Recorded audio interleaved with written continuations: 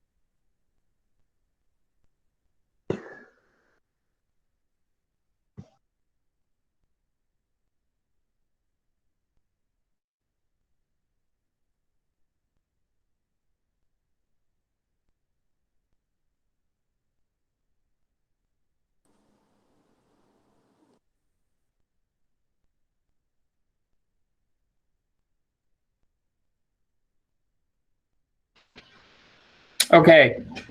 Hello, everybody. If somebody could give me a thumbs up so I know you can hear me. All right. Thanks so much for being here. I'm Ben Campopiano, principal. I don't know if you guys can hear that dinging as people are entering. I don't know how to turn that off.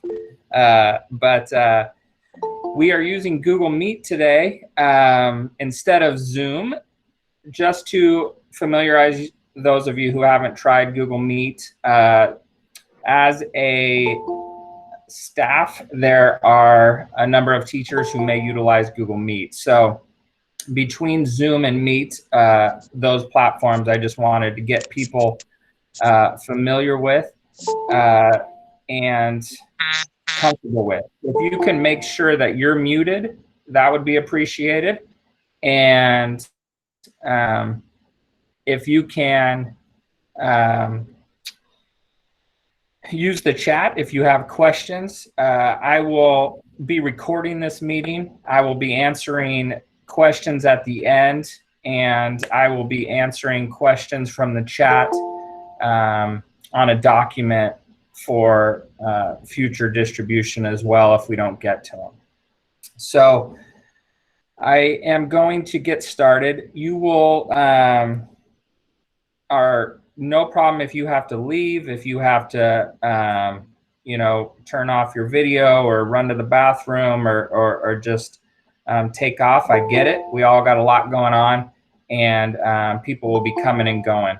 So I'll kind of be navigating as people enter and going through our agenda today. I think we'll be here about an hour, hour and a half. So again, thanks for coming. I am going to now share my screen with you all so we can get started.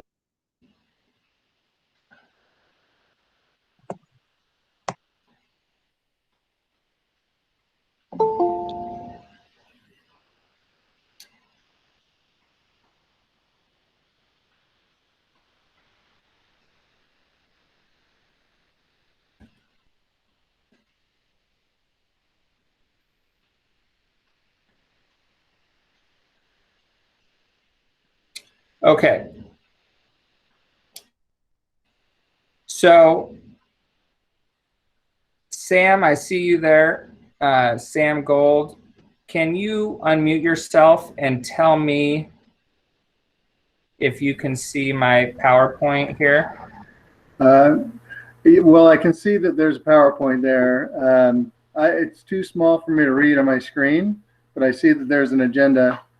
Maybe if you get rid of the panel on the left and, oh, there you go. Yeah, there we go. Okay. Yeah, that's good.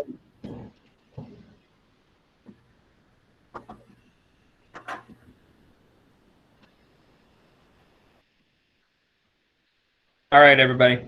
So here's our agenda for today. I'm going to give you some school opening updates and then go through some of our start of school protocols and things we got to take care of, and then really go through the distance learning plan, which is on everyone's mind and what that'll look like, and then have a question and answer time. So the latest updates, as all of you know, first day of school was pushed back to the 17th, Monday the 17th. So we've pushed walkthrough registration back a day to the 13th. I will talk about how walkthrough is going to look this year. It's going to be quite a bit simpler and short and sweet. So I'll talk about that. And then we're looking at how we're going to do back to school night and what that would look like this year. Initially, it was scheduled for the 19th. So we tentatively now have it still on the 19th, but we may need to push back a week or two. All right, a couple things to be aware of as we get started. The residency verification for incoming sixth graders is a mandatory thing that must be done for all incoming sixth graders, whether you're in the district or out. This residency verification can now be done via email, and you should have received a letter in the mail over the summer about this. I've emailed you a couple things, a couple reminders so you could print one. But today we're mailing every sixth grader an additional copy, sixth grade family an additional copy. So I'm hearing people wanting to enter.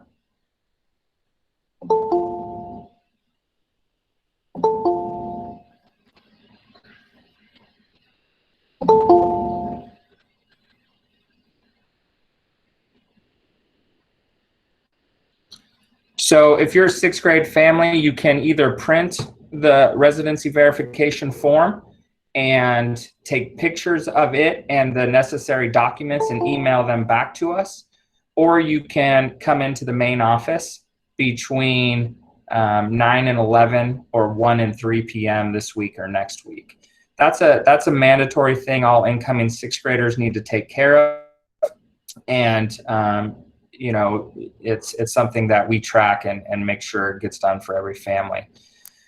Immunization records, same thing. Incoming seventh graders, it's state law, have to show their records, and these can now be emailed to us as well. So in my newsletters that I've sent home, I've linked to what you need to do.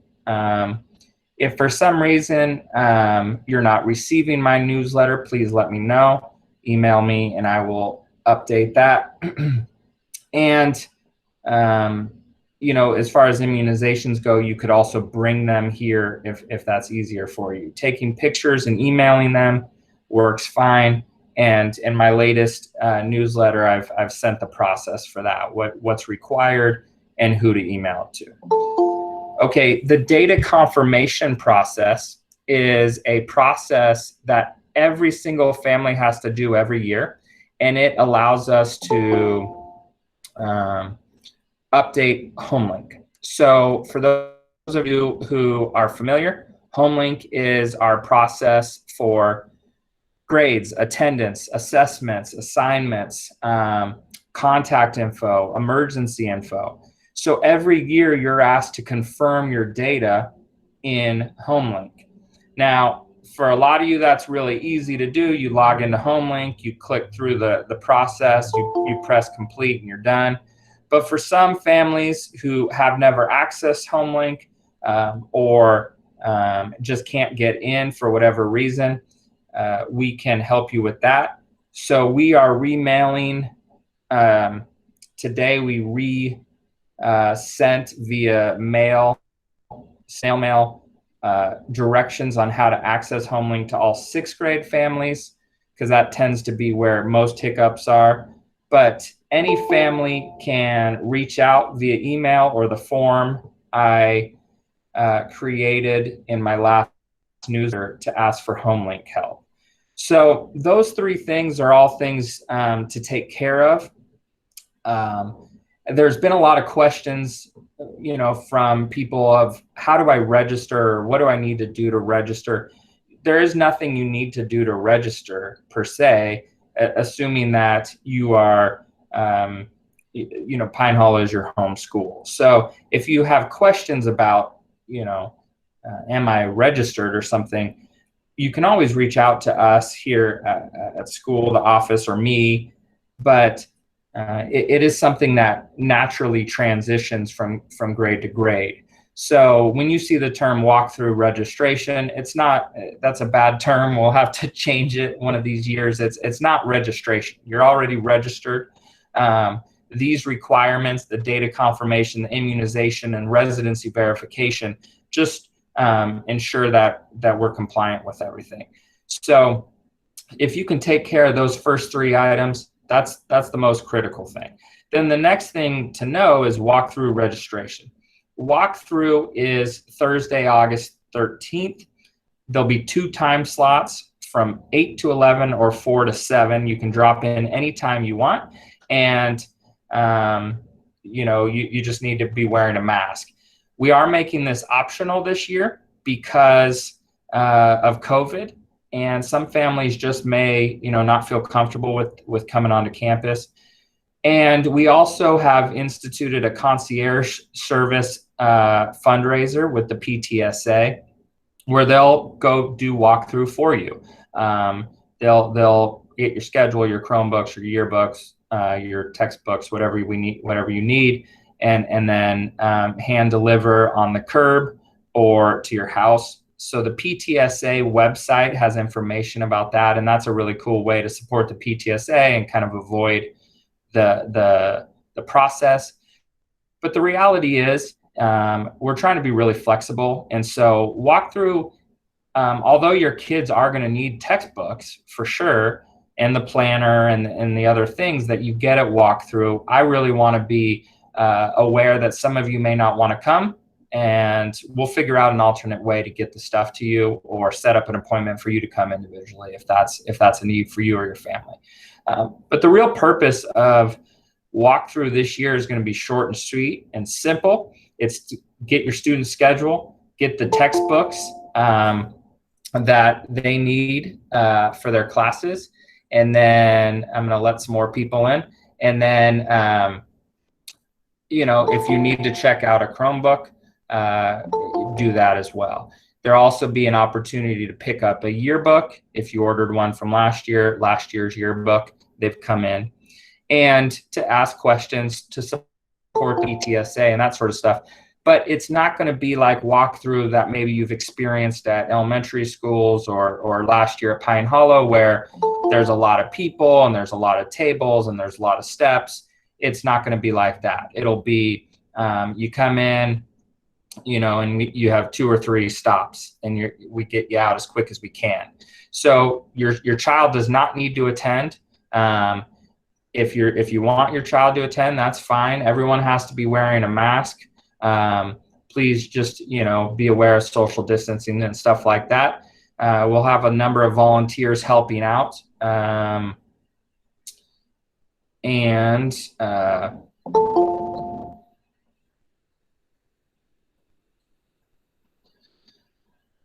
We'll have a number of volunteers helping out, but hopefully it'll be a smooth event, and we'll be able to support you guys, that day, getting ready for Monday. The reason it's later, I know some walkthroughs are happening this week or earlier next week, is because we're still working out our schedule, and every day that we're here getting ready for your kids and getting those schedules organized and created allows us to ensure that we're ready from day one and not having to make a lot of schedule changes. So that's kind of why I know everyone's anxious to get their schedule, but that's the rationale behind the walkthrough being a few days later than some of these other schools that I've seen. I'm going to continue on now with sort of the meat of the meeting, and that's the distance learning process, and how that's going to look and how it'll feel. For those of you who have joined late, I'm Ben Campopiano, the principal at Pine Hollow. We're recording this meeting, and I will share it out with everyone who can't make it. Thanks everyone for being here. And I know this is not how we want to meet. I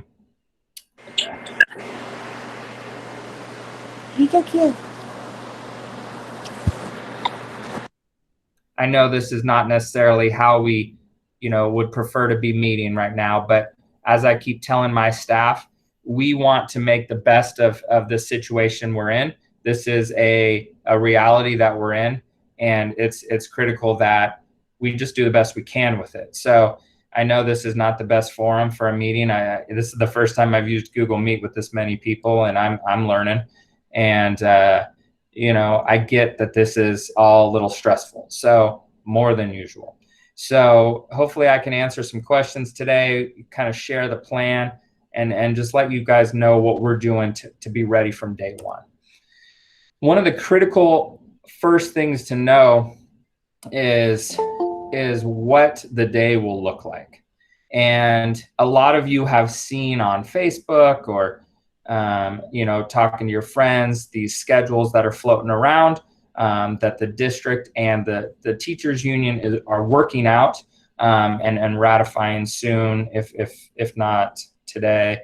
So I want to try to explain this as much as possible so that you understand what to expect on a given day. The first thing to understand is this term daily instructional minutes. So the state of California has required that we have 240 daily instructional minutes for students. But the way to think of that is that's the total work each day that your child is doing. So not all of that is in front of the screen.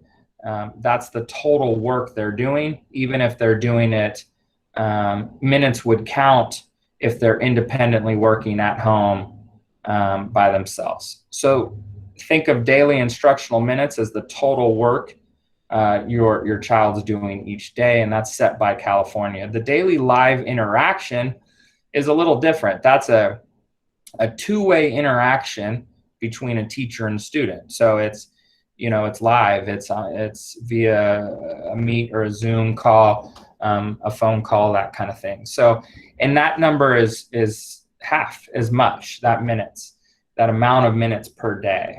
So that enables us to reduce the screen time and to not be so rigid in terms of how teachers are teaching and how students are learning. So it's critical to know those two things, and it's very important for me and our staff to express to you that we don't want to overdo screen time. It's hard for kids, and distance learning is hard enough, and sitting in front of a computer all day can be really difficult. So I'm going to go through the block schedules now. Give me another minute. I don't know why I have to let people in, but I do.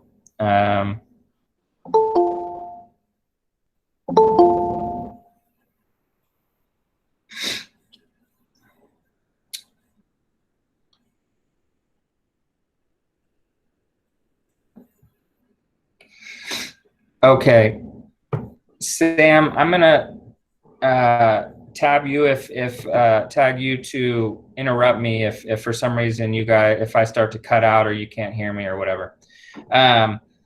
Okay, the block schedule that is looking like will happen will look something like this.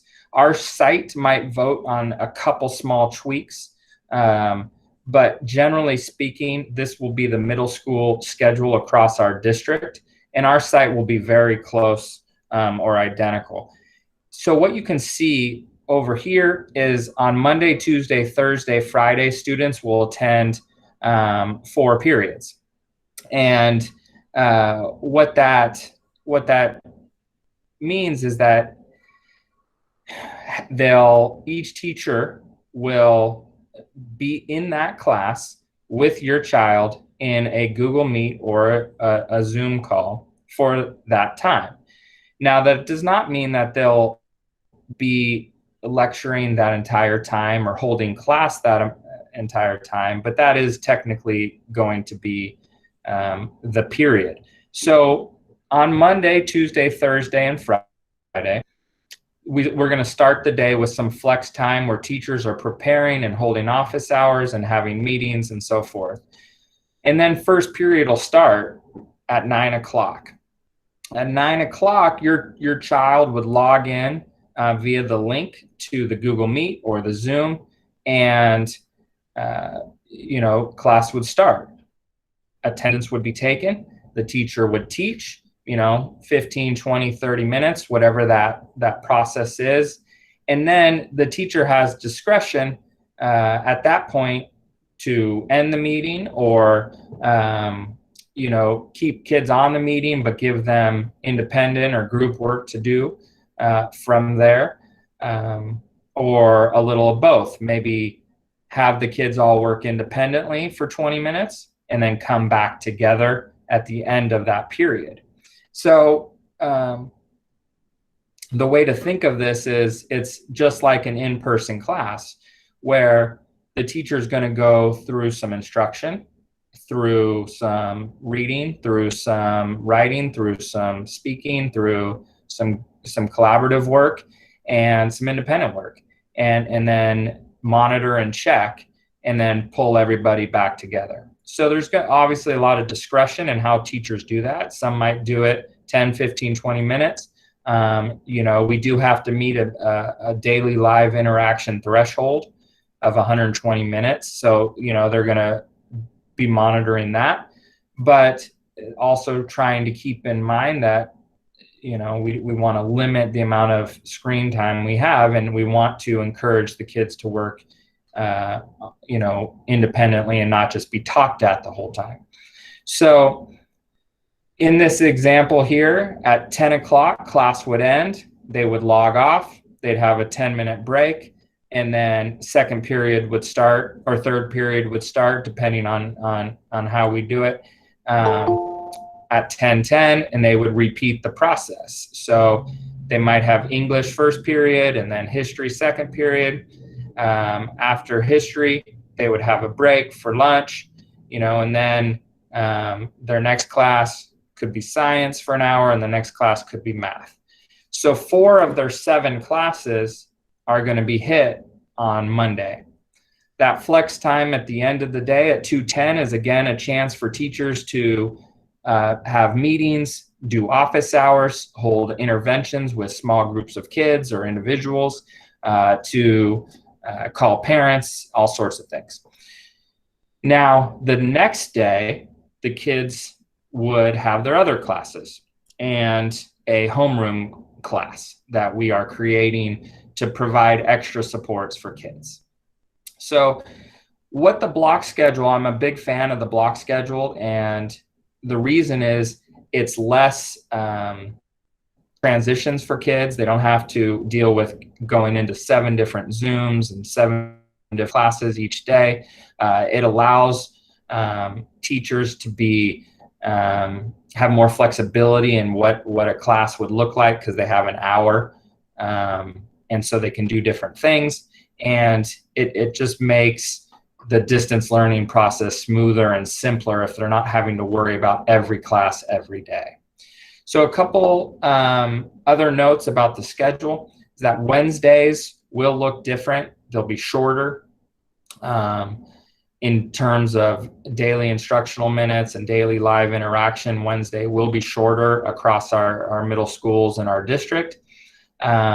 But again, teachers you'll notice the periods are only 15 minutes. So it's kind of a check-in kind of situation where students will log in, they'll take attendance, they'll be given reminders and what their tasks will be for the day and what they need to go accomplish. And then after lunch, students will be able to engage with teachers more for interventions or office hours if need be.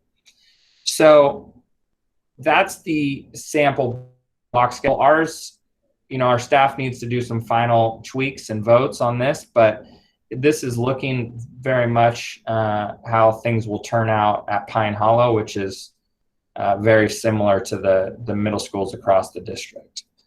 Okay, moving forward, and if you have questions, just keep putting them in the chat. I will get to questions later and answer all the things that come up as time permits. The next thing I wanted to talk about is our attendance and platforms and expectations and the curriculum and instruction. So attendance will be required for students and it will be tracked and taken. What we don't know yet is how you would excuse a kid from class, or if your child's sick for the day, what the protocol would be for excusing them. We don't have an answer for you for that yet, and the district's working on that. But the tracking of attendance is something that is expected district-wide, and will be done a little bit differently this year, obviously, but I think it's overall a good thing. It will help with accountability and just keeping the kids motivated. I understand it will be difficult for some families some days, so there will be more flexibility from staffs and from our district about absences, and there will be more talk about how we reteach things when kids miss and how they make up things if they were sick or could not attend. As far as platforms go, one of the big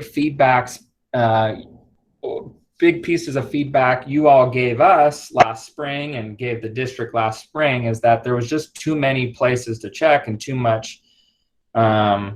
things going on, too many platforms, and it was difficult to navigate. So we've worked hard this summer. We have 3 summer teams, 16 staff members working through this summer, how we can deliver curriculum in a more effective way, and how we can simplify, unify, be more consistent, and standardize our platforms. So, an example of that would be Google Meet and Zoom. Why can't we just choose one or the other? That's an example. Now, we're still working through that as a staff. There's a lot, we're a Google site or a Google district now. And so it makes a lot of sense to use Google Meet, but Zoom is still better than Google Meet.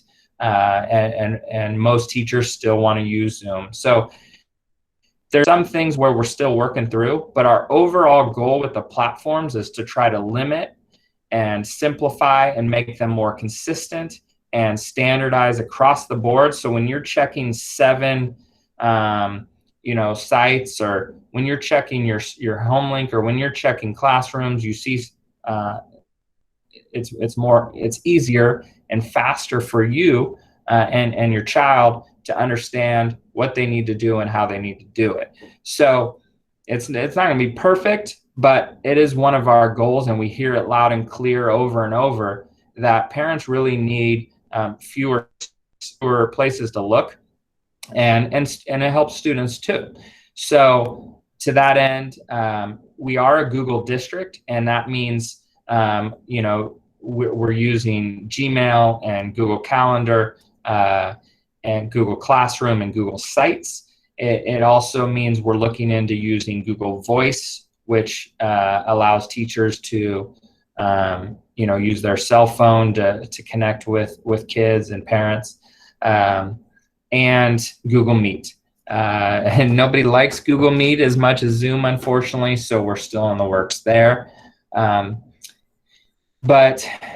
the platform thing's a big deal. And so we really hear the parents, and that was a huge piece of feedback that we're really committed to reducing the number of platforms and then standardizing how we use those platforms.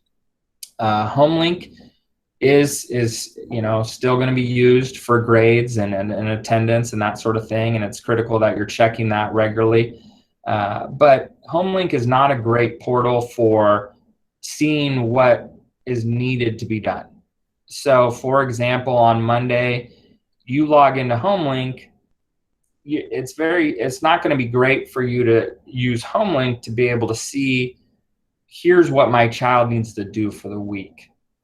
There may be some stuff in there, and we're working with teachers to continue to keep that up to date, but it doesn't provide a lot of detail about the specifics of each assignment that's coming up or assessment that's coming up, and it's not always very clear. So HomeLink is really designed to be more of a portal for information like grades and attendance and contact information, and less of a learning management system. So although it's very easy and quick to check HomeLink, and I understand that, to really dig down into what your child needs to do, that'll be in Google Classroom and Google Sites. And so our hope is, again, to really streamline that for you. And we're working on that. We had an hour meeting today with teachers about ways to streamline that. And we've been working on that this summer as well. So as I move to expectations, we want to try to think of, a Google Meet or a Google Zoom as similar student expectations, right? How they're dressed, how they're behaving, what they're saying. And we're going to work to really try to educate the kids that, this is a class period. You're in school. So, you shouldn't be laying in your bed. You shouldn't be playing the guitar. You shouldn't, be running around the park with your phone, pointing it off. So there's some student expectations that we're really going to work on with the kids to try to make the Google Meets and the Zoom calls more efficient and more professional. That said, it's extremely difficult, even with adults. It's very hard to stay engaged, and it's hard to not get distracted. And so, that's one of the limitations of all this distance learning, is that it's very easy to get distracted. It's very easy to, ignore and multitask and do other things. And it's, especially if you're an adolescent kid, right? And you've been doing it all day. So, I put in there that I'm going to add some more people. One of the things we keep talking about as a staff is, trying to make things as normal as we can, but with that added grace and flexibility. So, an example of this would be the attendance, right? If a student is not feeling well, we've always had a protocol for that. But now if we can have some additional flexibility, that will support you and your family and your child. So same would be for a Zoom call. Or a Google Meet, that we have these expectations, but we understand it's a learning process and that kids are still working out the kinks, and frankly, that they're bored and losing attention. So we're trying to really think through what that extra grace, what that extra flexibility looks like, and what the kids need so that it's not so boring. Here I am talking to you for the last half hour, and that's hard on you, it's hard on me, and it's not the best delivery system. Typically people learn best by doing, by interacting, by collaborating, and we know kids need that and crave that. So we're really trying to work through how we can do that in a distance learning format. The thing that would be really helpful for all of us is if you help set up a desk, a space, a area that is conducive to these meets, whether that's a table, a desk, or whatever.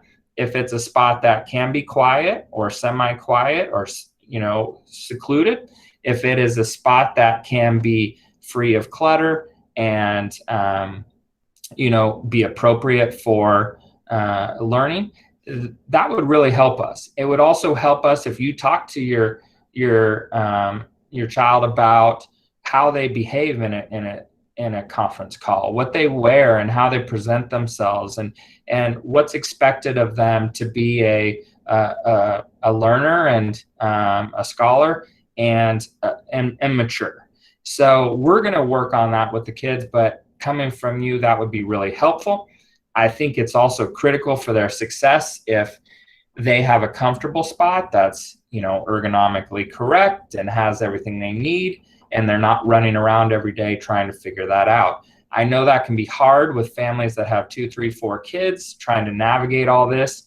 I know that space is an issue, devices are an issue, connectivity is an issue. So I get all that. But if you can do your best to talk to your kids about that, that will be really helpful for them and for their classmates and teachers. The next thing I want to talk about is curriculum and instruction.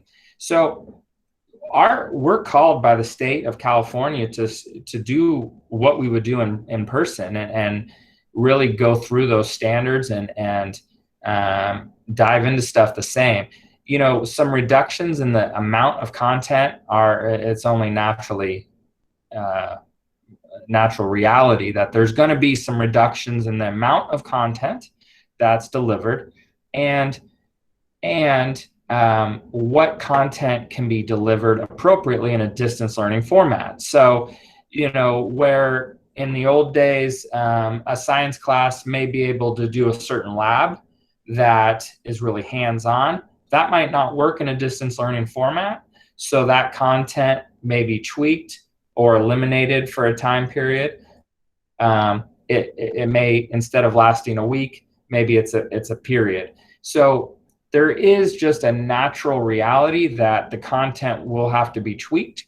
What I keep talking to my staff about is that the curriculum that we are delivering and the lesson plans that we are delivering and the materials we are asking students to use and engage with have to match the reality of what we're going through. They're in their house, they're online, and they don't have the teacher or the classmates next to them to help them. So the work cannot be too easy. It can't be too hard. It has to be perfect. Otherwise, it gets very ineffective because kids rush through it because it's too easy, or they shut down because it's too hard and they don't have supports, or it's just not practical because every kid has a different home life. So what we're really looking at as a staff is, what are those lesson plans?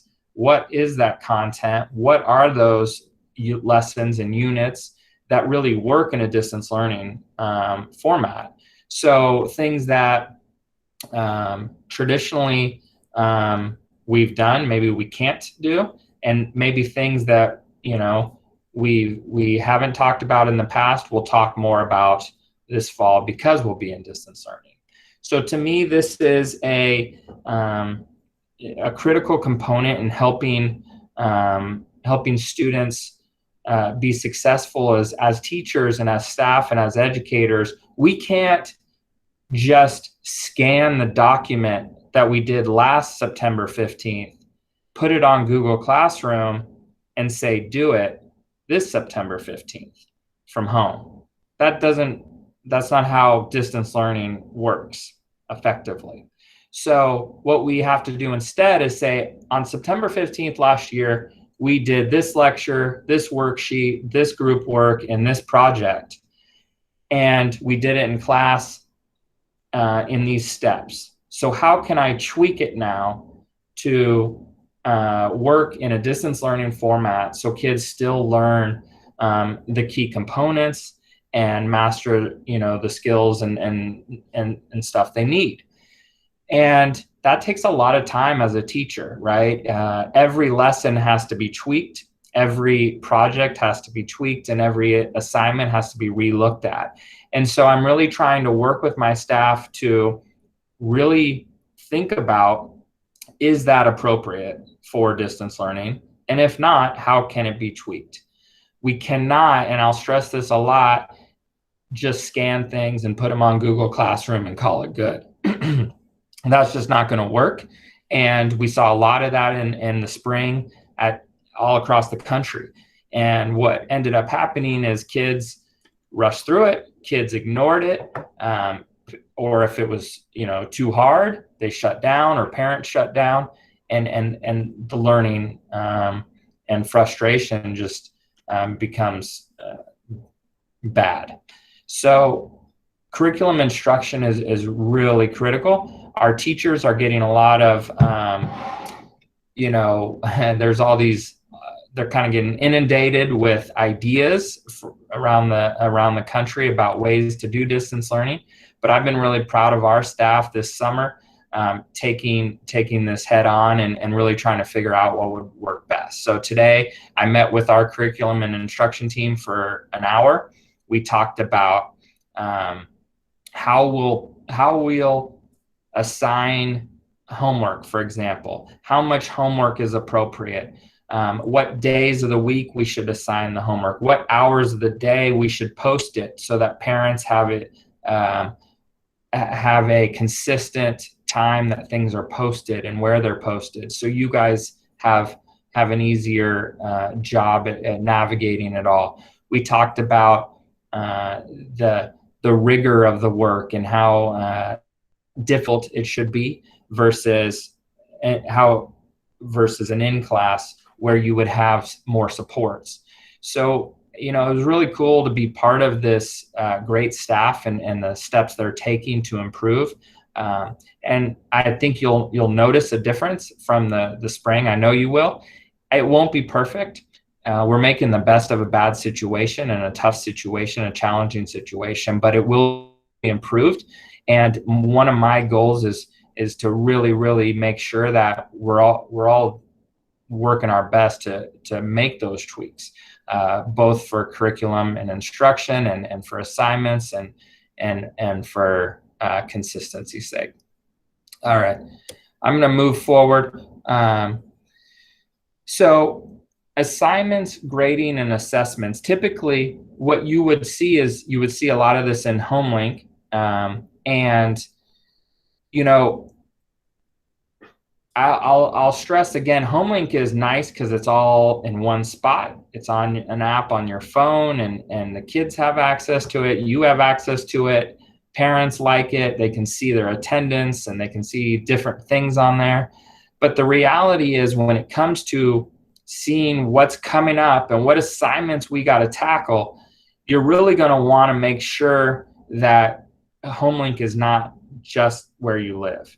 The kids are going to be engaging with Google Classroom in all of their 7 classes, and every teacher will be utilizing a Google website.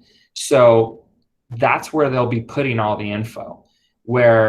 So for example, if a teacher puts in HomeLink that a project, some sort of project is due next week, they may just put in HomeLink, World War II project, 100 points, due next week. Well, it's in Google Classroom and Google, the sites where that project is spelled out. So HomeLink doesn't really enable us to do that appropriately and effectively. And it's not really meant for that. It's more of a portal for grades and stuff like that.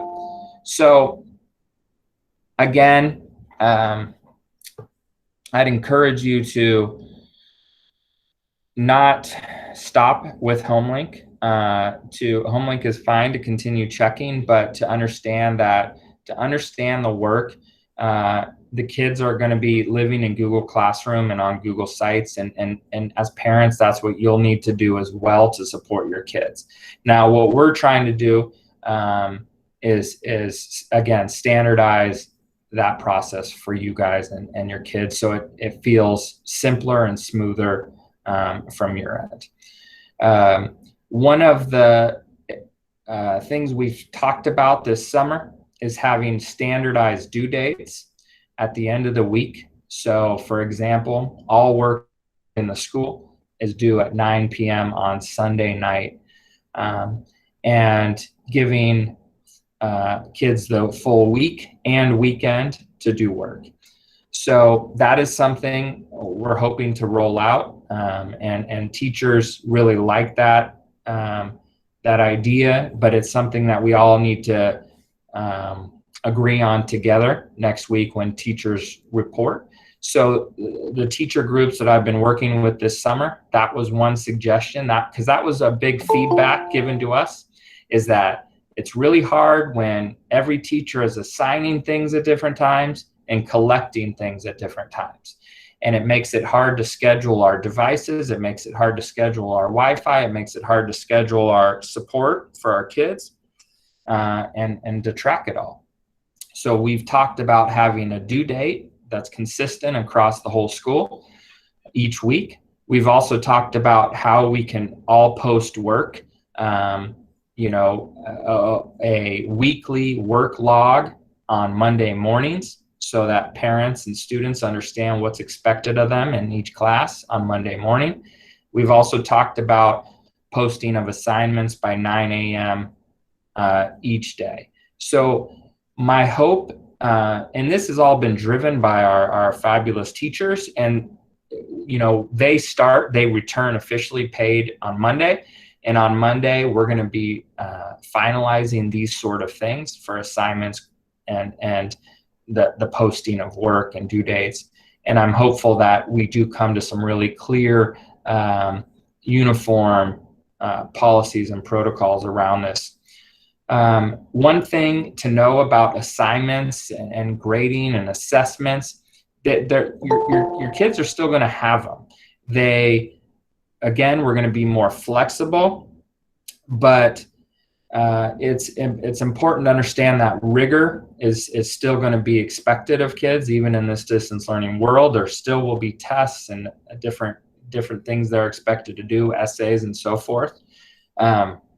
So our goal is to get that rigor back and that accountability back, and that check for understanding, both in small, short doses like quizzes, and in bigger assessments.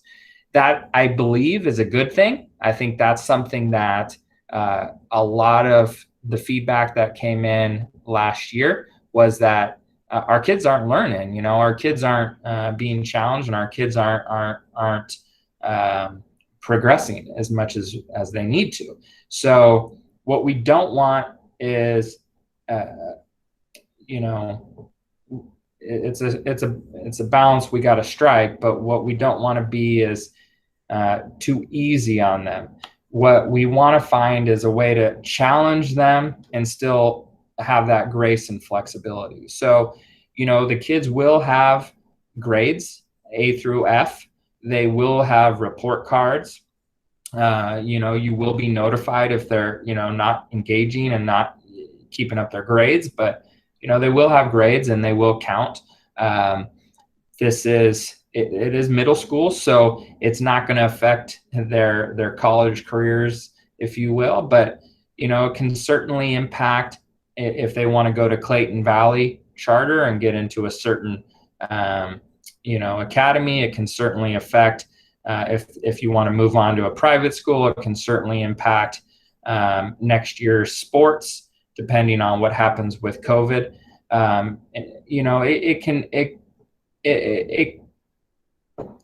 Middle school grades are not as important as high school grades, but they are something that sticks with the kid and can have impacts on class placements and school placements and other extracurricular things. So the last thing I wanted to touch on was our protocols. You know, we have at site, we have currently myself, my vice principal, the counselor, and our office team working here.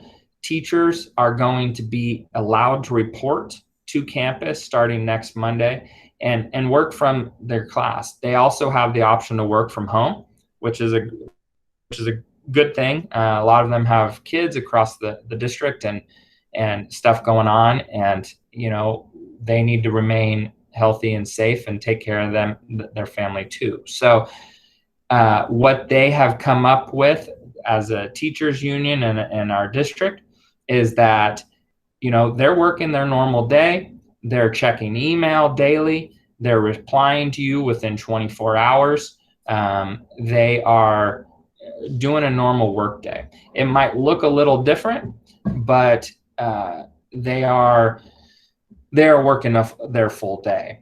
Our staff here is, you know, it's sort of a skeleton crew here, but I'll be here, the vice principal will be here, Melissa, and our office team will be here. If you need us, you can always call the office or email or whatever. We're trying to limit traffic through the building, but we can certainly set up appointments and meet with folks. Other protocols around hybrid learning, I'm not going to get into now, but when the time comes for us to come back full-time or in a hybrid state, you know, we would have another one of these meetings about all the safety precautions and things we're going to do to get ready for that. I'm not expecting that to happen anytime soon, unfortunately. And I understand that's hard, but that's the reality. And then the last thing I wanted to touch on was our social emotional component at Pine Hollow. You know, one of the biggest struggles with this whole process is that it's very depressing. You know, it's boring, it's depressing. Those of you sitting here listening and talk to me for the last 50 minutes, it's you know, it's not great. And the being away, this not having the socialization is hard on kids. Screen time is hard on kids. Not being up and active is hard on kids. Missing their mentors and teachers is hard on kids. Home lives can be stressful. And I really understand that all those things are real and true. And what I keep saying to our staff is that we can't ignore it.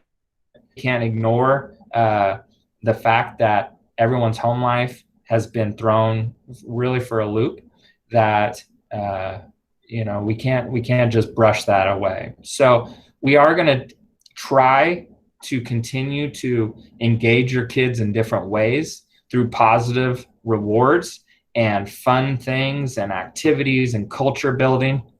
And talk to Ed Perryman, our counselor, who will be with us this year. Today, he runs the WEB program. WEB stands for Where Everybody Belongs. And it takes our 7th and 8th grade mentor, 30 7th and 8th graders who have applied to his program. He trains them to mentor 6th graders.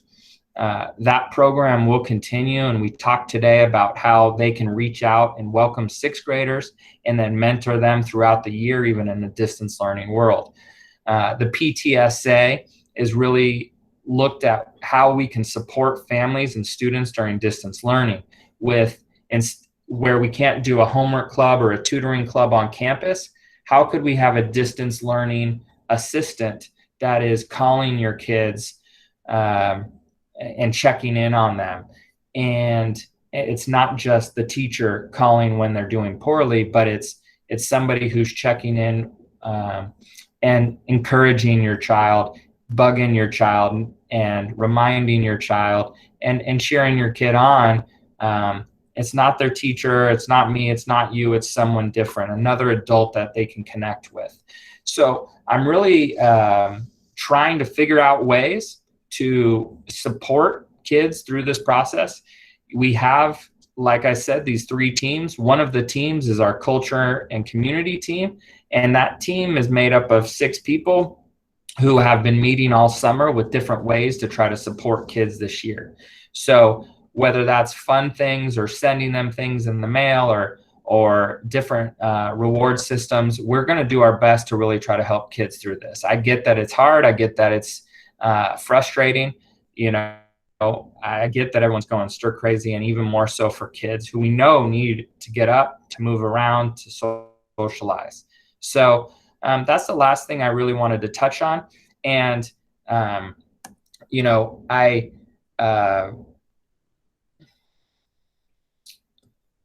going to stop presenting here.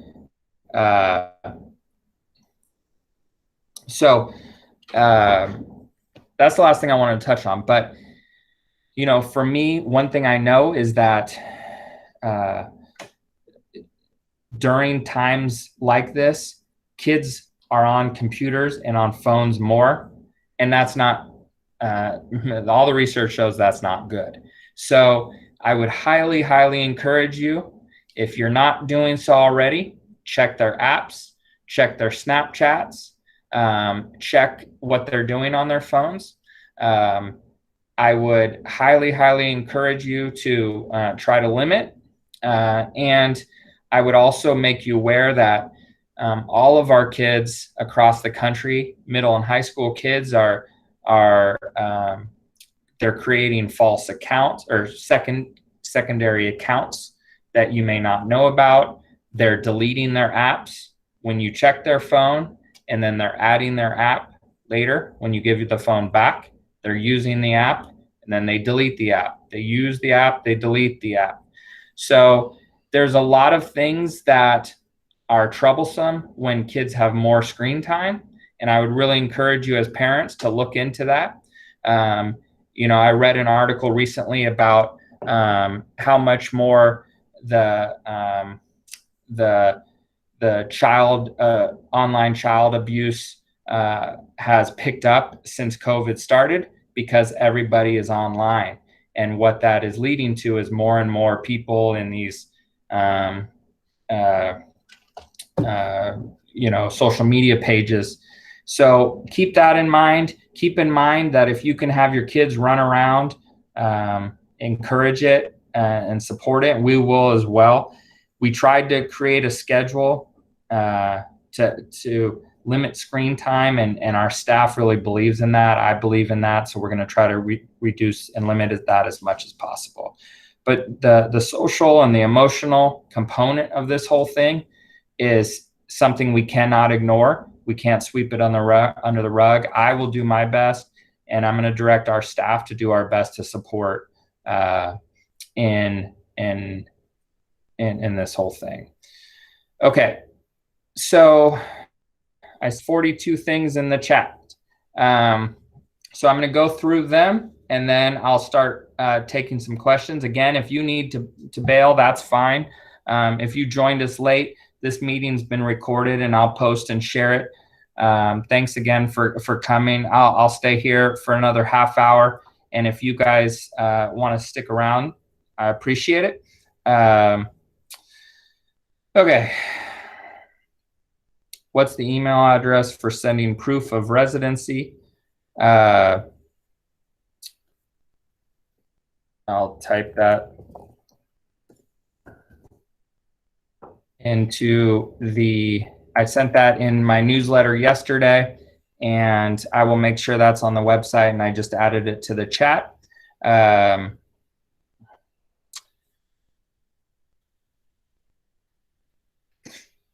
Okay, Patty asked, do we need to show a receipt that we purchased a yearbook?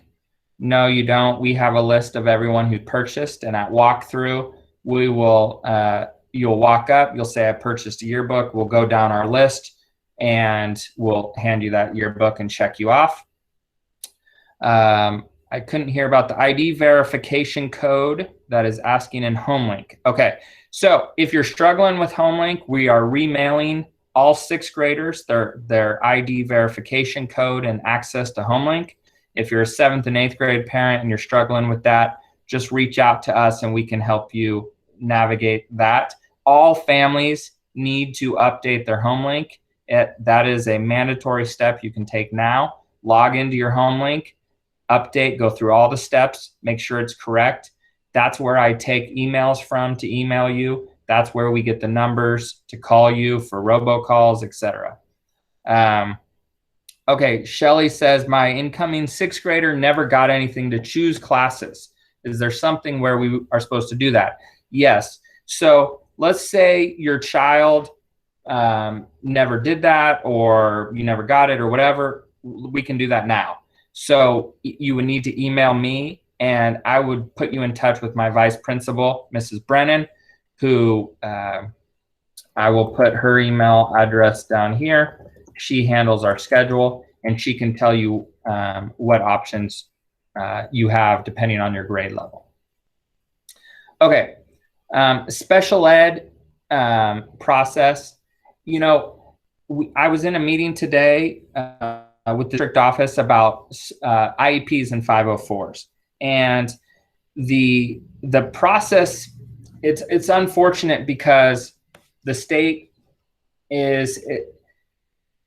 there's no good answer to a lot of the accommodations and modifications that kids with IEPs and 504s need. So, for example, a kid may need someone to assist them with movement or speech, but we can't bring someone to your house. So what the state is saying, you need to figure out an alternative way, best you can, to support that need. And it's going to be really hard for those families, those kids that need those certain things that are in person and they don't get, because they'll be done virtually or in some other way. Now, IEPs and 504s, our goal is to create meetings as quickly as we can this fall for all families with IEPs and 504s. And it is going to be state law that in 504 or in IEPs, that there is a section that details how a IEP is handled in the midst of a distance learning or emergency situation like we're in.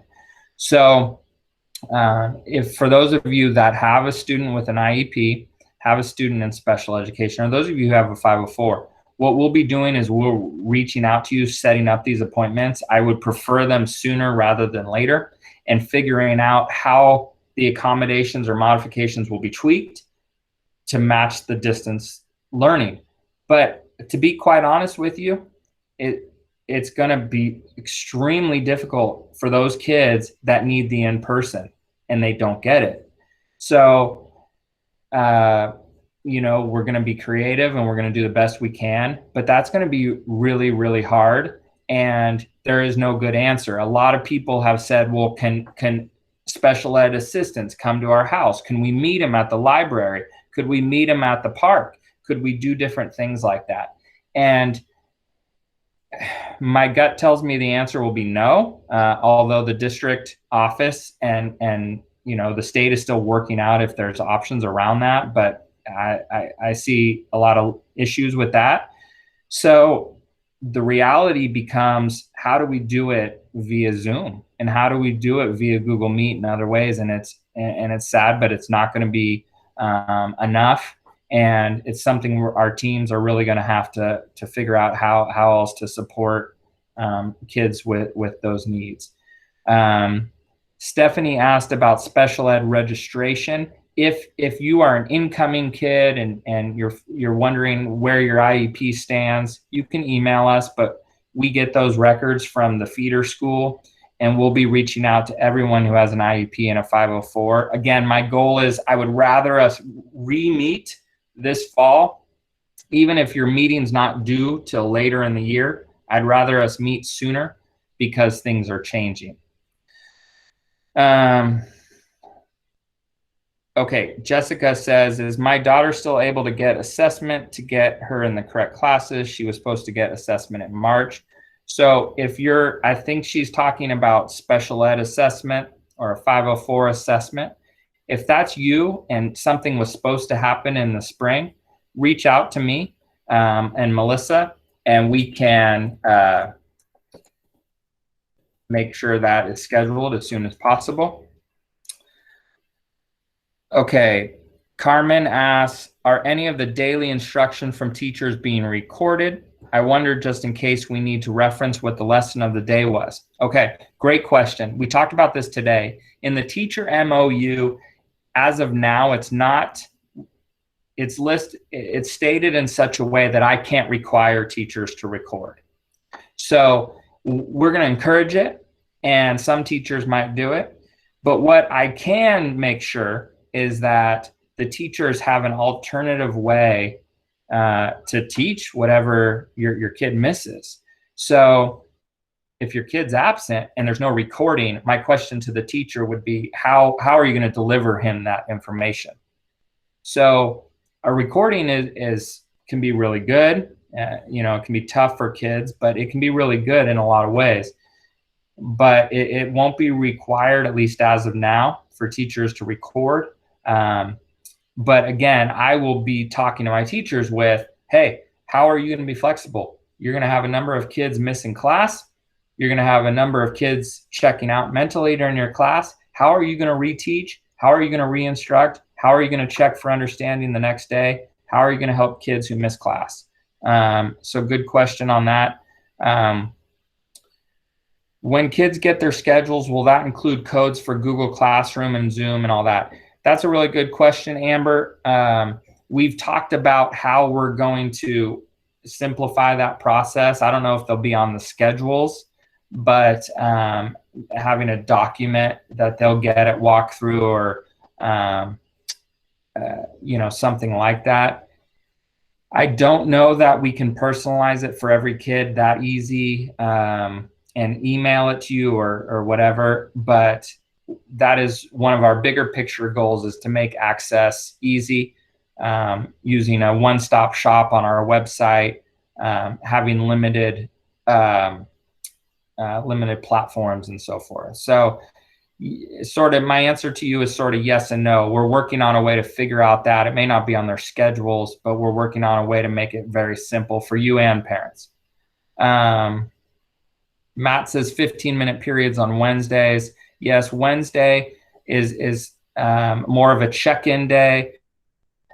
Think of it as 15 minutes of live interaction, and then they'll be given work to go do on their own. It won't be the hour-long class. It'll be just a check-in day. That is and that'll be true for all middle schools in our district on Wednesdays. Roya asks, how will the students be separated? I'm not sure what she means by that. Roya, if you want to add another comment down in the chat, that would be helpful. Danae asks, will they be with 7 different teachers on Wednesday, or are the later times only for intervention meetings? On Wednesdays, this Wednesday flex day or this Wednesday kind of different schedule day, each class, they'll go to all 7 classes for 15, 20 minutes. It'll be short. That's how Wednesdays will look. So they'll hit all 7. We're looking at it as a kind of a break in the week, a chance to remind kids about what to do for the rest of the week, and to check in with kids, briefly answer questions, that sort of thing. But then after school ends on that day, after lunch, teachers have flex time till 3. Teachers are still working till 3, so they'll have that flex time for office hours, for intervention, for whatever they want to use it for, meetings and so forth. James asked, is the block schedule like what we had at Foothill when we were kids, but modified from 6 to 4 with a rotating class schedule?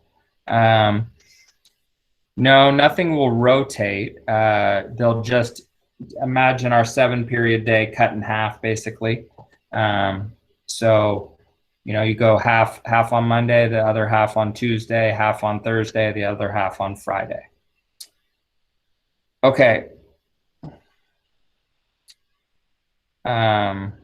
Miss Leishman asks, I would like to know more about how the 120 minutes of daily live interaction will be monitored if screen time is at the discretion of the teacher.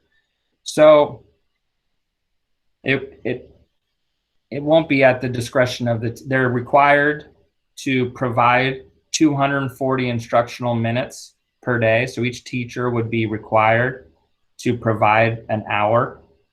So because there's 4 classes per day times 60 minutes is 240. So they're required by the state to provide 60 minutes of instructional work, but only 30 of that needs to be live, like we're doing right now. The other 30, I could say to my students, okay, now you're going to go do the work, and you're going to do it. We're going to turn off the Zoom, and you're going to go do it, and that would count for both requirements. Some teachers will choose to keep the Zoom on and continue doing the work. Some teachers will do both. If it were me, I would probably do some instruction at the beginning of the period, some different type of work in the middle, and try to come back at the end altogether and try to break up the 60 minutes in 4 or 15-minute increments or something like that. So it's not up to their discretion. Sorry if I made it seem like that, but a live interaction can look different from teacher to teacher. So a live interaction could be, the kids are working in a Zoom and the teacher is sitting there asking, do you have any questions, waiting for questions or clarifying. It may not just be lecture. So I guess that's where the discretion comes in, is how that live interaction will look. But the state says 240 and 120. Anna asks 4 classes on Monday and 4 different on Tuesday. Yes, PE is included. That's one thing I didn't mention. PE and electives are all the same. Band, music, PE, everything. Art. What we're doing in our district is we're just modifying how it'll look, and we're figuring that out. I don't have the answer about how music will look or PE will look. We're figuring that out, but we're not eliminating the classes. Okay.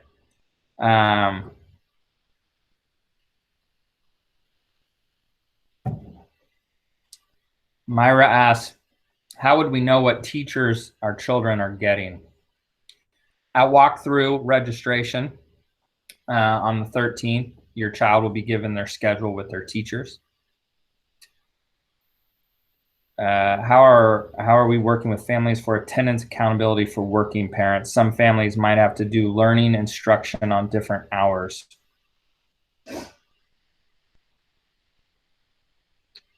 I'm trying to get the feel for what you're asking, but this is, big picture. I think one of these parts about this process is that a lot of you will be working and your kids will be left to their own devices. Unfortunately, it's one of the real problems with distance learning. So, we'll be taking attendance. We'll be holding your tracking if your kid attended, and you'll be able to monitor that. But in terms of you supporting your kid, supporting them might not happen till later in the evening, the next day, or over the weekend. What we're trying to do is be more flexible with our due dates and how we're offering, how we're offering things so that we're more flexible. Because what we heard a lot in the spring was you're working, or you may work nights and you can't help your child till Saturday morning, or whatever the situation is. We heard that a lot. So what we're trying to just be more flexible in terms of due dates, late work, trying to understand how this plays out in the real world. I think that's what you're asking. Some families might have to do learning instruction on different hours. Yeah. And that's the reality. The problem is that 9 to 2 window, those will be live classes where students will be expected to attend. I have not heard about any sort of waivers, if you will, for kids that can't attend during those times. I haven't heard anything like that. kids will be expected to attend. I don't know what the consequences would be at this point, but that's when it'll be like a bell schedule. And I realize can be super hard for some families. So again, our grace and flexibility is going to be key. How were the classes chosen for sixth graders since they didn't finish the year in person, rather online for the last few months? All students at Pine Hollow submitted a class requests. So if your child didn't do that, or you don't know if they did that, then reach out to Mrs. Brennan or myself, and we can help you, let you know what they chose. We did that way back before COVID. What kind of help are the students get for English, ELD? We'll still have students who are English learners. We'll still have English learning development classes, and we will still have ELD and ALD classes for English learners. Okay, HomeLink is asking for a verification code. If you're a sixth grade parent, we remailed those out today. You'll get that soon. If you're a seventh and eighth grade parent, let us know so we can mail you or get you your code. Patty asks, how will tests and quizzes be administered? Creatively, Patty. I think that there's, we've talked about, plagiarism in the distance learning world, and different types of tests and quizzes and assessments. And the only answer is creatively. So we got to figure out different ways to assess our kids, and are they learning? Are they staying up to the work? But we don't have a clear answer for you on that. We're going to try every which way. Sam asked, during distance learning, what's the difference between classwork and homework? So good question. We talked about this in our curriculum meeting today. Let's say class runs from 9 to 10 in the morning, right? First period. The teacher is going to say at 9:30 or 9:20, the teacher is going to say, okay, get to it, get to work. And the kids are going to start working right then. And they're going to say, okay, at the end of the period, this is to be turned in, or at the end of the, tomorrow, or the end of the week, or whatever. So in terms of classwork, homework, the way we're defining it, and I don't know how each school is going to define it, but classwork is what's happening during that hour, just like a regular class, versus homework is assigned stuff that's due, at the end of the week, the Sunday. So, and some teachers might not assign a ton of homework because the kids are meeting their instructional minutes every day, and they're just being overwhelmed with stuff. So they might not assign a ton, but we're expecting that teachers will have they'll log in, they'll take attendance, they will present information to their kids, they'll check in, they'll lecture, they will then provide different styles of engagement with the kid for that hour. And that is how that class would look, just like a real world class. It's just unfortunately online and has to be a little different. And then assign homework as to their discretion. Are teachers using both classroom and sites? So the kids, yes, Google Classroom, every teacher will have a Google Classroom, every teacher will have a Google Site. The Google Classrooms are more, if you've been on a Google Classroom, they roll, they change it all the time, and they're more interactive. Whereas a Google Site will be a place where they can post critical information that the kids need and could find more simply. Sometimes it's very hard to find things in a Google Classroom because there's a stream, or there's a lot of posts, or there's a lot of it's if you've been on a Google Site, a Google Classroom, it can be overwhelming. So a Google Site allows you to have more of a website looking feel, a web page looking feel that's easier to find certain things. So have the kids used sites before? Some, but that won't be a hard transition for them. It'll be simpler, and teachers will link from their Google Classroom to their site.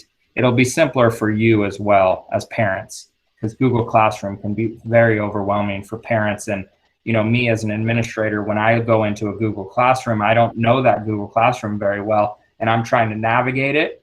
It can be very difficult to find what I need to find. And we're trying to avoid that. So that's why we're adding Google Sites to the mix. But again, our focus, and I'll keep reiterating, is to try to limit all these different things. Will there be any tutor resources for parents to provide for their kids? One thing the PTSA and I are working on is trying to, we used to do homework club here on campus, and trying to figure out a way that we can pay teachers or staff members to kind of go above and beyond to reaching out to all kids and supporting them. As far as in-person tutor, I don't know, Carmen, if our district is going to allow that, discourage that. I don't know the answer to that. What I do know is, as me and the PTA, we're trying to figure out ways to support kids. Obviously, our teachers are going to be hounding them in a good way, and our counselor and me, and you will be. But we know that they're going to need more support. So we're trying to figure out how to do that. Who can do that? When can they do that? How can they do that? Unfortunately, it costs money for us to find those tutors and people, and we can't send them to your house. And so there's no good answer there, Carmen, but I get it, and we're trying to figure it out. Sean asked, how much time are kids going to be in this virtual classroom in front of the teacher? So at minimum, they should be in there that 120 minutes. They should have live interaction, 120 minutes, Monday, Tuesday, Thursday, Friday. So now, again, it might look a little different. In one of those 30-minute windows, the teacher might talk the whole 30 minutes. I doubt it, but that could be how it looked. Whereas in another one, they talk for 10 minutes and have a discussion the next 20 minutes. And that would count as live interaction. Live interaction, I'm also told, could be phone calls, and I think that's really it. But so that should be the minimum. But again, I see a lot of teachers keeping the Zoom on for the full 60 minutes, and that the students working with the Zoom on, although, and then the class reconvenes at the end of the 60 minutes. So I'll give you the minimum and the maximum, Sean, is 120, and and then each kid will have that hour with that hour of instructional time for that class per day. And then at the end of the day, if they need office hours or extra time with a teacher, there will be time for that. Katie asked, if we opt not to go to the in-person walkthrough, how do we pick up books? Katie, there's two options. You can do the concierge service that the PTSA is providing as a fundraiser. They'll go through walkthrough for you. They will meet you on the curb for a drive-by pickup or take them to your house. And then if you want to just not do that, you can always email us at the school and just say, hey, I want to make an appointment. I don't feel comfortable at walkthrough. Can we make an appointment, Ben? And I'll help you with it. So, that's really the critical thing, is textbooks. And so we can figure out a way. If you're not feeling like walkthroughs the right thing for your family at this time, we'll figure out an appointment. I could meet you out in the parking lot and bring you your books, for example, by appointment. Will teachers' instruction be recorded and available as a lesson on Google platform? I answered that, but it can't be required at this point. The PTSA folks said, PTSA would like to use all funds raised through this concierge service fundraiser and the $1 a day fundraiser to hire this distance learning assistant. This person would be checking in with all kids as many hours as we can afford. The PTSA wants to really try to fundraise for something that will help your kids during distance learning. Rather than it just going to the general fund, they've talked about, hey, let's do something to help them with distance learning, rewards, and with an assistant that could help them. So our teachers are going to be doing a ton of that, but we know we could use an additional person or two making calls to all students, helping them, checking in, reminding, encouraging, patting them on the back, kicking them in the butt, and really encouraging them through this process. So that is something we're really hoping to fundraise for, and we're excited about. Make sure, if you haven't already, that you're part of their Facebook page, and there's a ton of good info on there. And check out the PTSA website where you can get more info about them and donate and that sort of thing. Myra asked, what about if our kids have ELD? We'll still have ELD. Miss Castro asked, does the classes start on the 17th? Yep, Monday the 17th. Laura Lee asked, how is band going to work? We don't know, Laura Lee, and I'm sorry we don't know yet, but we won't know until the teachers are back and kind of figuring that out. Same with art. What we do know is stuff will be limited. We're trying to figure out ways we can rent out our equipment, whether that's for art or PE or for music. So we're working on that. I know that's not a great answer, but we're working on that. If you absolutely wanted to bail on music, reach out to us and we could switch you out of that. But our goal is, we know kids need electives. We know they need these sorts of things. We know they want these type of classes, so we're going to try our best to do them just in a distance learning way where we modify. Okay.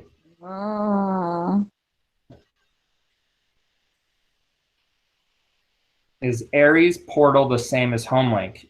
Erica, yes, it is. It's just the official name. Shirley says, my twins will be in 8th grade. Will it be the same as last year with different classes? Yes. So Shirley has twins who she's saying, like, if you have siblings in the same grade and you want them to be in the same classes to make things easier, email me. We're not going to automatically put them in the same classes because our computer does that, but I will grant that request. So Shirley, email me, tell me, request that, and then I will adjust their schedules, put them in the same classes so that you have less to deal with.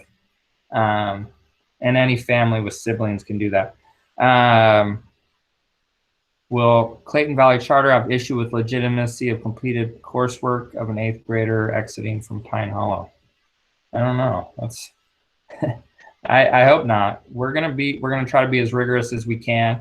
They're going through the same stuff. They operate a little differently, but I doubt it. We submitted the proof of residency documents by email. Are we still required to send the residence verification form? No, if you submit by email, immunization or proof of residency, that's enough, unless we tell you you need to because we're struggling with it. When will we know when we will be able to go and get the schedule at school? That's at our walkthrough registration on the 13th. You'll get the schedules. Okay, it's 5:30. I'm willing to stick around and answer more questions. If you have to leave, no problem. Just log off. We'll keep recording, and we'll keep going through this.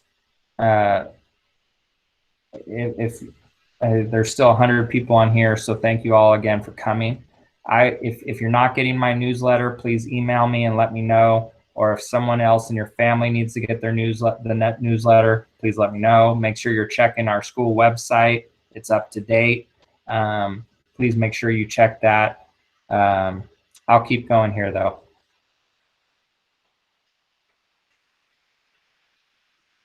If teachers record their lessons for playback in the future, how does that affect student privacy as far as students being recorded? I think what you're describing, Joanne, is if the screen was being recorded. So if they're recording it, we would have to figure out a way that, you know, student pictures aren't part of that. That's a good question. I don't know. That's a good question. I'll try to figure that out.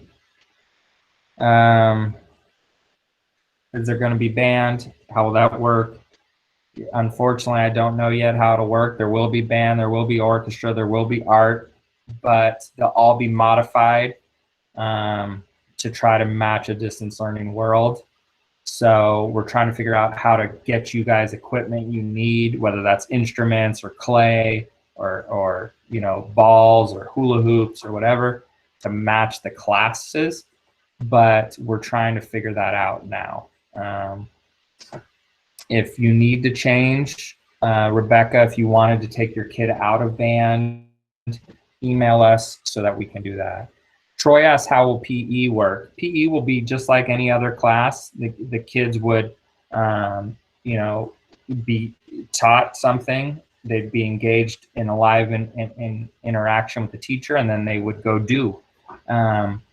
There'll also be some components where they need to read and write and other things. But I think PE actually could work really well in a distance learning world. It's just how are the PE teachers going to make sure they do it? You know, that's always the hard part. So if the PE teacher says go run a mile, how do we prove that, right? And how do we monitor that and hold them accountable? So we're trying to figure out different creative ways to do that, Troy. Some schools are, you know, having kids, you know, sort of film themselves as they're doing it in a Zoom kind of setting. Other schools are just doing it by good faith. So trying to figure that one out. But will there be a substitute if the teacher is sick? Good question, Julie. That's the plan, that we will be covering all classes, you know, whether it's a sub or me or someone. So we will have sub plans just like traditional classes. We will have a plan for that so that kids aren't just left in the dark. And that's the plan. Where can I find the school supply list for 6th graders? I emailed that out, but I'll repost and reshare that. Anna Garcia says, if my child gets stuck or has a question, how will they get help? So this is a good question. Just generally, just keep thinking that kids are going to have to advocate for themselves more, and how to do that. You know, email, texting, calling their teachers. And they're just going to have to, it's harder to do. It's easier to do when they can just grab the teacher in the hallway real quick or after class real quick. It's easier. So I really feel for kids that are shy or struggle with language or are just stressed out about asking for help. That's going to be something parents, you can really encourage them to do. And I'm going to constantly try to figure out ways teachers can check for understanding. But that's going to be really a big challenge, and it was a challenge in the spring, is how do they get extra help? How do they get questions answered when they're stuck? So, you know, it's creative solutions, but you're going to have kids that are engaged and advocating for when they have questions. I know it's not going to be perfect. Unfortunately, I know it's going to be hard, but you know, our teachers know that too, and I'm going to work to continue to try to support all those kids. Sean says, what if we choose to homeschool if we feel the distance learning is not working as it was at the end of last school year?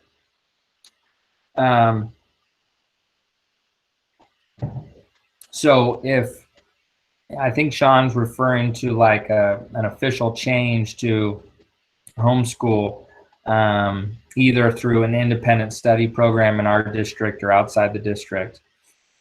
There would be an application process if it was in our district, and if there was space, then that could happen. But the worry I have with doing that is the kid, you're already going to be doing that.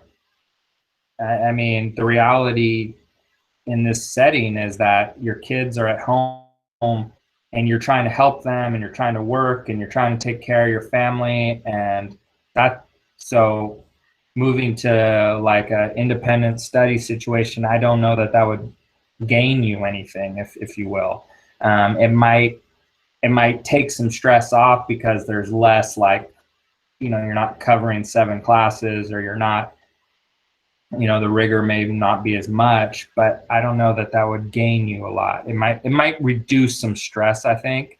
But in terms of learning, I'm not sure that would help learning.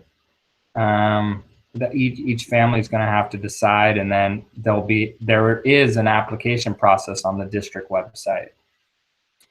Carolyn says, are the different classes going to have just one code for the whole year, or something we need to find each class?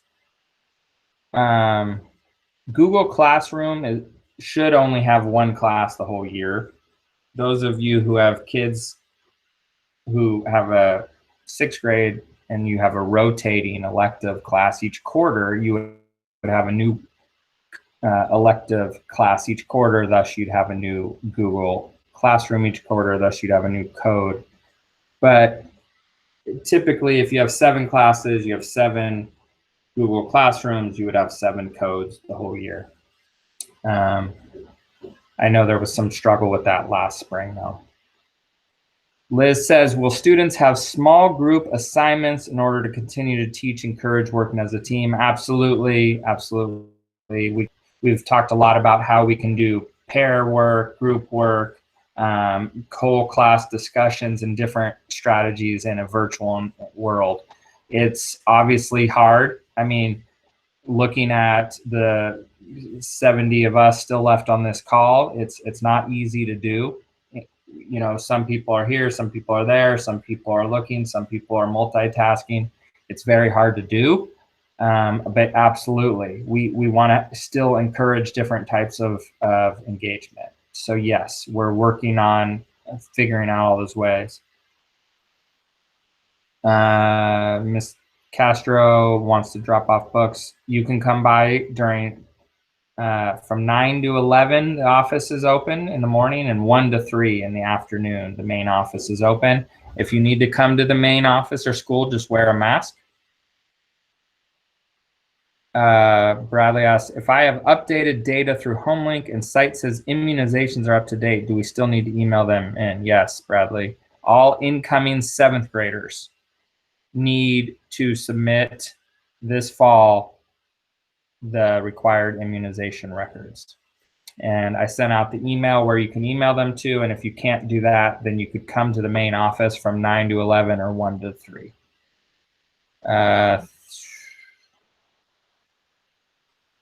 Elizabeth, do incoming students from Silverwood have to provide proof of residency and immunizations? All incoming 6th graders, no matter where you come from, have to provide proof of residency. And all incoming 7th graders have to provide proof of immunizations. So again, all incoming 6th graders have to do proof of residency. All incoming 7th graders have to do proof of immunizations. Anna says, what are the 7 classes 6th graders have? Can we opt out of PE if we do activity daily? No, you cannot opt out of PE. The 7 classes for 6th graders are math and science, English and history, reading and PE, and the elective. So, and the elective rotates each quarter. So, math, science, I'm writing it in the chat, English, reading, PE, elective. That's a 6th grade. I put it in the bottom of the chat. And our elective program for sixth graders is a different elective each quarter, so they get a feel for different things. Art 1 quarter, computers 1 quarter, world cultures 1 quarter, and AVID, which is like AVID is all about life and school skills, skill building.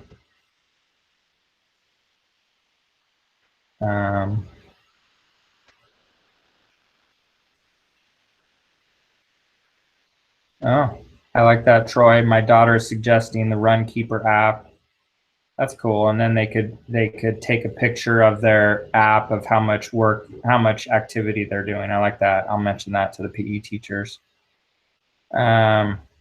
Minnie says, I assume we are reverting back to letter grading. Yes, we are. A through F. Your kids will receive an A, F grade for every class like they were. Castro, Mrs. Castro, you can bring those by between 9 and 11, 1 and 3. 7th grade, 8th grade, we don't have a supply list right now. Because we're in a distance learning world, the critical thing is, a device, connectivity, and a pen and a notebook, really, at this point. So Phoebe asked, what kind of activities will take place in the homeroom class? The homeroom class is like an intervention period where we would do reteaching, we would do helping the kids navigate distance learning, like accessing Google Classroom, accessing sites, accessing Zoom or Meet. It would be going over protocols and procedures. It would be used for community building, fun things, activities, spirit days, awards, homework period. It would be like a flex period. Think of it as an hour twice a week where we're regrouping and trying to troubleshoot, try to community build, try to support our kids in more of a broad global school-wide sense. Okay. Lewis asked about 7th and 8th grade supply list. We don't have those because of the distance learning situation. The key, again, is a device that's connected to the internet. If you don't have that, we will have Chromebooks available for you to check out at walkthrough. And that's the key. So if you would like to unmute yourself and ask a question, I'm happy to keep answering questions. If you would like to log off, that's fine as well. I can stay for another 15 minutes if there's questions. Thank you all so much for coming, though. If you are good, I really appreciate it. I'll continue to send out at least a weekly newsletter, robocalls.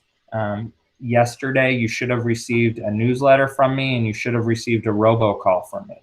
If you did not, then you need to let me know. Email me, because that's a critical way I communicate weekly.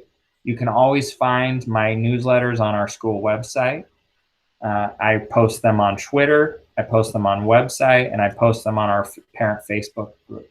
So you can also be notified those ways.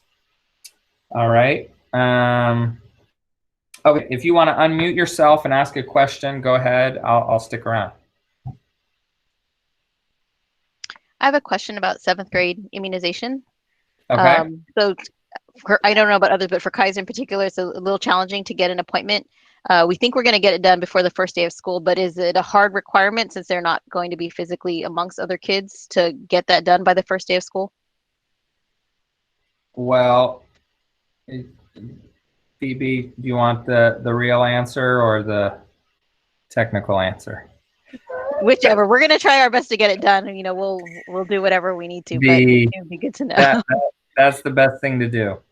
Okay. So what we go through a process where we're really hard about it, but the reality is we're in a distance learning. So we'll keep bugging you about it, and you don't want to be bugged, and we don't want to bug you. So just do your best. you know, technically in a normal year, we could remove your kid, but this is a little different. Okay, other questions?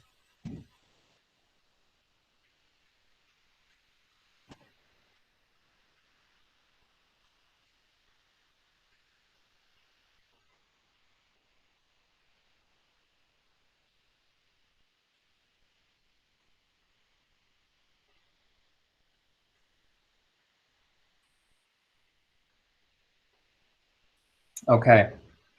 Well, thank you all for coming. I greatly appreciate it. You know, I know this is going to be hard. I know it's a challenge. I know it's not going to be easy, but we're going to make the best of it. We're going to, you know, be as positive and optimistic and supportive and flexible and graceful as we can. You know, I'm super excited to start the year. I know it's crazy. Say hi to your kids for me. Thanks for coming. Email me. Reach out if you need anything. We're here for you. So say hi to your kids, and please check our school website, our PTSA website for information about walkthrough and everything else. All right, everybody. Thanks so much. Have a great night.